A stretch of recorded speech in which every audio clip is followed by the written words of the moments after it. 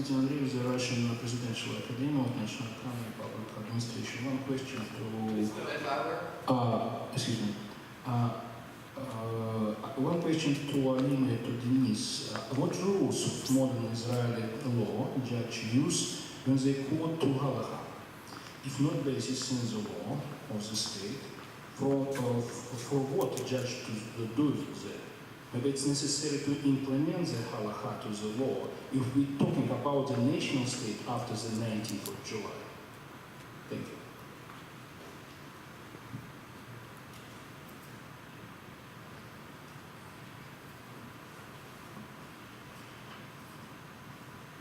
So I'll comment to Alim and more so to Dennis, but I think also people reacted to Dennis and also directed their reactions to me. So I'll try to comment and ask you a question. I don't think a national state is an anachronism. I believe to the contrary. I mean, most of European constitutions defines their states today as a national state. And what we are seeing, one of the political moves that we are seeing all around Europe is that states break into national states. I think the idea of self-determination is the idea of national state, which means, now the question is, what does it mean? We, for some reason, take it for granted that when we talk about national state, we talk about a state that the nationalism is defined ethnically. I do believe that the main idea of self-determination is culturally and not ethnically. And now, what's happening in Israel? And what is the whole debate about? So first of all, let's remind ourselves to put this debate in proportion that we're crossing the borders here between politics and law, and it's fine. But let's remind ourselves. You have the leeway of the chairperson. What? You have the leeway of the chairperson. Okay. But be careful. Yeah, the judge is not here. That's right. So, and they would be the ones doing it. Yeah, okay, yeah. But they can say that it's not politics, and then we have to agree. But let's remind ourselves that in the last round of the so-called peace process between Israel and Palestinian, Tzipi Livni, who now opposed the law, exploded the process on the claim that the Palestinians agreed to Palestinian state but not to Jewish state. And she said, when we talk about two states, we mean two states to two nations. So basically she exploded the peace process on the basis of claiming for Israel as a national state. For some reason, people believe that if you have a national state, it means there's no equality to the people who don't belong to the to the nation of the majority. I totally disagree with that. Totally disagree with that, but this is another discussion. What do I mean by national, but by nation state and so, first of all, Israel already defined itself on a basic law as a Jewish state, which means a national state. It's not something new. But the court did debate what do we mean by national state. Justice Barak says again and again and again, law of return. I think that law of return means to define the nation on an ethnic basis. There I have a problem. Defining a national state on an ethnic basis and yet to claim I belong to the left, I just don't understand how it's wrong. I define a national state on the basis of a culture. What does it mean? It doesn't mean to impose a culture on anyone, but it means to have responsibility. That today we need institutions, we need the state to support. Now Israel is a unique example, because if Israel will not take responsibility over the Jewish culture, so who will? This is the only, to me, justification of us as Jews fight for our existence in the Middle East. If we're not willing to fight for our responsibility to promote our culture, why be in the Middle East? Why disturb the Arabs there? On ethnic basis? It doesn't convince me. Now, what do I mean by responsibility to the culture? And that's also a response to Asaf. I spoke yesterday about halachic literature, discourse with halachic literature. And Asaf, for some reason, asked me, he believes or he understood me or interprets me as if I'm saying that the court has to please the Orthodox rabbis. I didn't say that. I said to the contrary, that I think what happened in Israel, the whole idea of Zionism was separation between religion and nationalism. And nationalism, not only on ethnic basis, but on cultural basis. But since Israel in the last 70 years, did not do enough on promoting, for good reasons, but did not do enough on promoting and developing the idea of Jewish culture, so people today stand and say, what does it mean to us? In the diaspora we can work on Jewish culture, but not in Israel. Jewish culture is religious. Religious? But we founded this state for the idea of separation between religion and culture. We founded this state. So, and just one more point for the equality. We had this debate in our faculty. I spoke about it yesterday a little bit, which, as I said, was a very heated debate in our faculty about Jewish law. And one of the points that was brought up by many of my colleagues is that if we teach Jewish law, we discriminate our Muslim students. If we teach Jewish law and we don't teach Muslim law, we discriminate our Muslim students. Now, I believe to the contrary. If we don't teach Jewish law, we discriminate our Muslim students. Because Israel is the only place that can develop Jewish law. If we don't do it, and we ignore our main responsibility, then why should we be in Israel? Why should we impose Hebrew on them? Why should we impose everything on them? As to Muslim law, of course, I'm very much for having Muslim law courses in our faculties, but if we don't, 47 countries teach it. They have someone to take care of it. We don't. Thank you very much. I think what we're going to do in terms of answering the questions is first allow Alim and Dennis to answer the questions that had to do with the basic law and with Jewish law as culture and the various questions that were asked. And then we'll move to Hila, since we can continue that part of the discussion and then go back to the other. So, b'vakasha. Thank you. Of course, all panelists are free to address all questions that they like.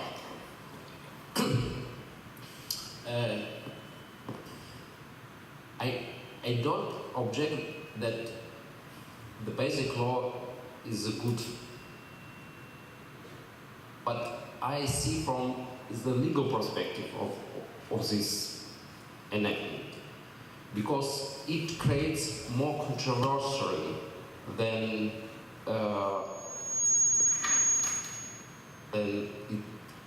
it should be. Because if we don't prescribe what does mean Jewish, how's it called, natural, cultural, and religious and historical rights, okay? And the second point, another point, cultural, historical, and religious heritage is the same or it's another. Because if we point out in the article, in the natural, cultural, religion rights, it's okay. But in the same words, we point out heritage.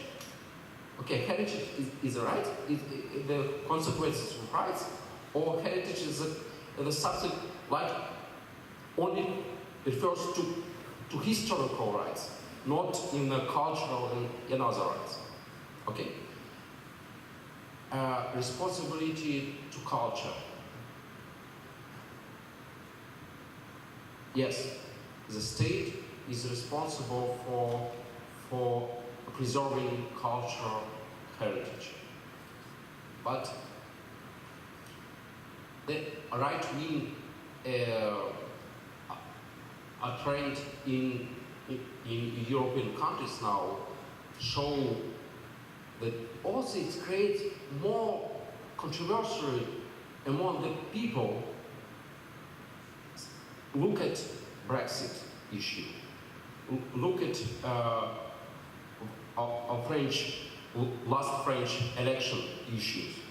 That Macron is elected, but it was controversial between right wing and not national, so-called secular wing. And also a different point is that Eliyahu in Jewish heritage, in Jewish legislation, it's also religious notion and not a secular but ethnic. It's double sized. It's not separated,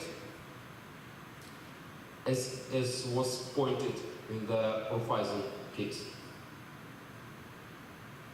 We don't object in this way. We don't object religious way.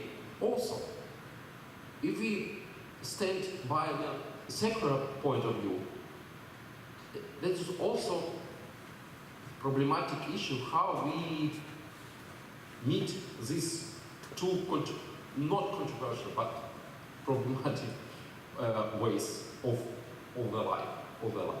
Yeah? How we meet of one legislation process, one heritage and culture process. As a lawyer, I would describe more precisely what it means, because declarative way, but it creates more and more controversial issues. It's not.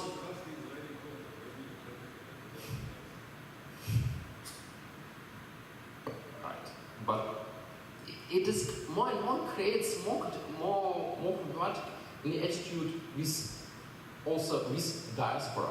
That what is question about the difference between religious heritage in diaspora and in Israel.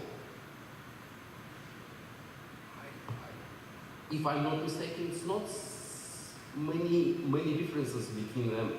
There's many religious movements inside Judaism, right. But it's also in Israel exists reformist movement, Haredim, national religious movement, Benin. Yeah, and what is also Russian question. I answer in English. There are two types of Russian Jews coming to Israel. One is secular, the second is religious. Religious become more religious than they were here. Secular became more nationalistic, maybe. But I'm not sure about this. Maybe more anti-Arabs and more right-wing in this way, because if they come in the young youth, they go to army and they describe the perception of military, something like military perception. Dennis, you mean they weren't that way here? What? They weren't that way in Russia? You feel that they changed when No, it's okay. No, I'm asking, you feel that they become more nationalistic when they come to Israel, and Israelis somehow perceive that they came that way, not that they moved and became more nationalistic. It's an interesting observation that you made. Thank you. Did you want to continue? Or? Thank you very much. Thank you so much. There was a batch of awesome questions, so I made a lot of notes for me, and I think I need more time even to realize everything, but if you allow just a few comments. First of all, I just want to start with quotes. We criticized a lot Professor Barak, but anyway, he's my teacher, and yeah, I love him and I respect him. He's a great scholar, and we know that he's Also respect you. Right, exactly. They are part of the tradition upon which you build, actually. Exactly. And we know that Professor Barak is Holocaust survivor, and he says that the Holocaust gives two very important lessons for the world, for the humanity. The first lesson is the necessity, the need to protect human rights, and the second is the necessity to create or recreate the Jewish state. So Israel, actually, it is the answer to maybe most of the questions. Israel is the only place in the world where Jews can find like physical shelter anytime. Yes, we say that today the situation with anti-Semitism is pretty, it's acceptable, yeah, generally.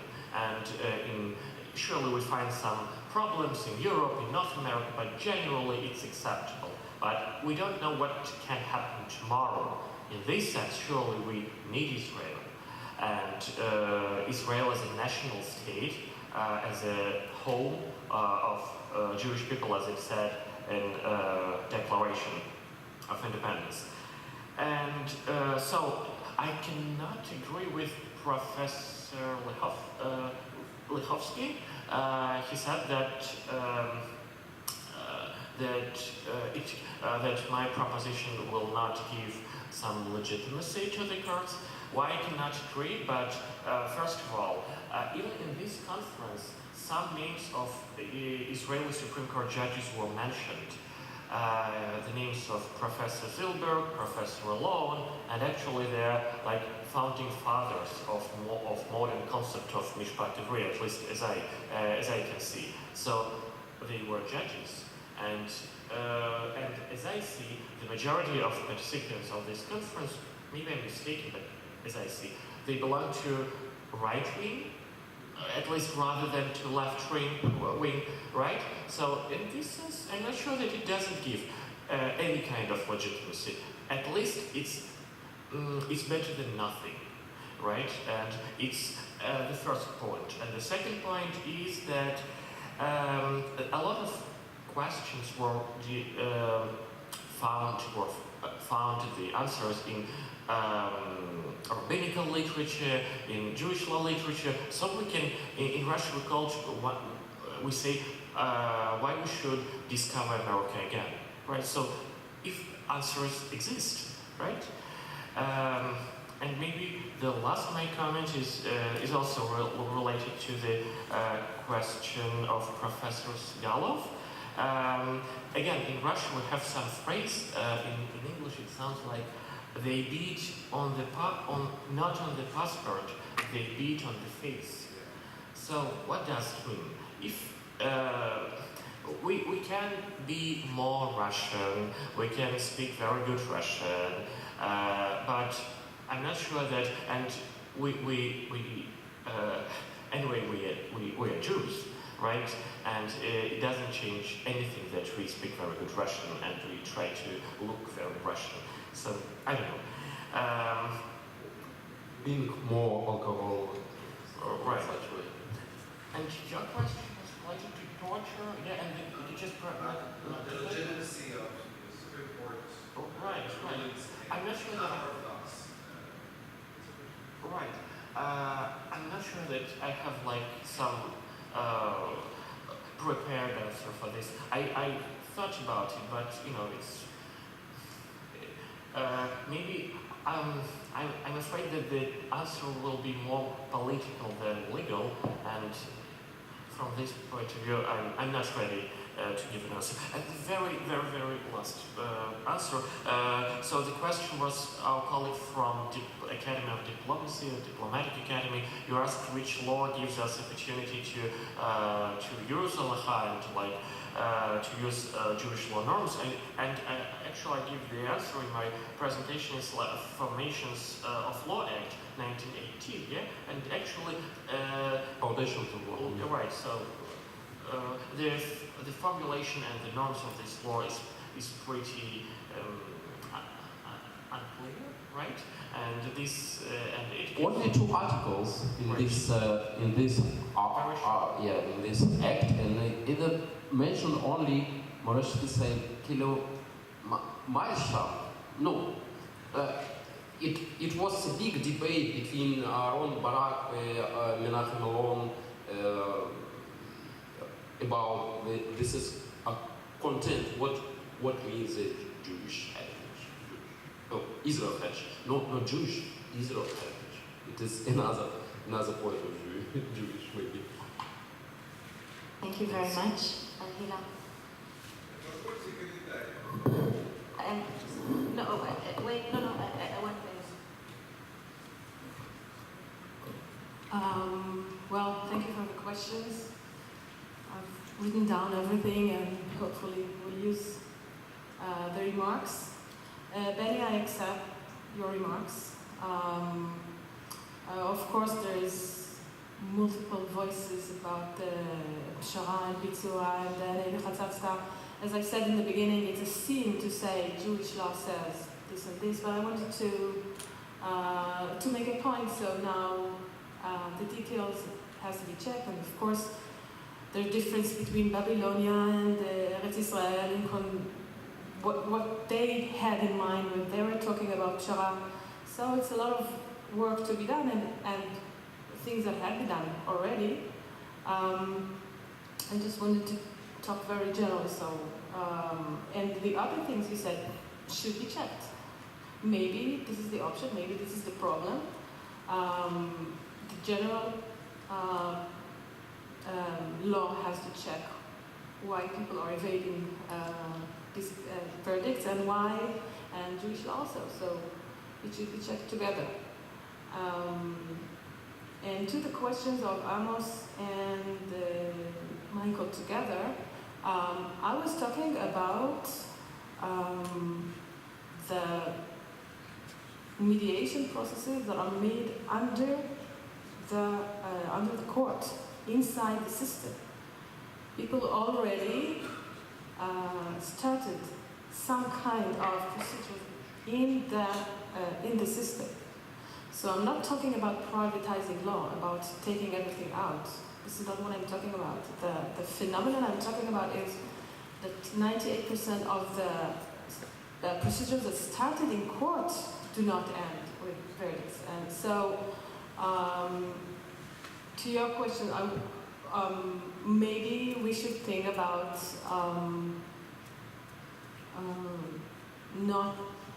if we go out, maybe we should publish also settlements. Maybe it shouldn't be private. And of course we should think about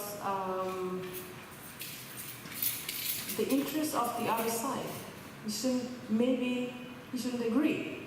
So if he agrees, maybe this is the price he wants to pay. You said the whole society doesn't want to pay, so the whole society has to think how to also publicize this settlement. And for Amos, he's out, so I answered him already. The place of the research of the ADR is, I think, in law schools, because this is what is done inside courts. If this is how the legal system works, so we should do something with it. We cannot go on research law as like dogmatic researches and write books about things that courts do not use or might not use. So it has to be, of course, done, I think, in the legal sphere. Thank you. I would just make two observations to conclude this and bring together the remarks. One is that